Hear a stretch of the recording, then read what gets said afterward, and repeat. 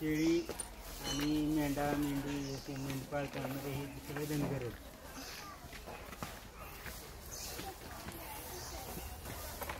मराठी शब्दाचा अर्थ आहे ज्याच्याकडे भरपूर धन आहे तो. पूर्वी हे धनगर लोक इतक्या दुर्गम ठिकाणी राहत की त्यांना पहिला बस स्टॉप 10 ते 12 किलोमीटर अंतरावर लागत असे.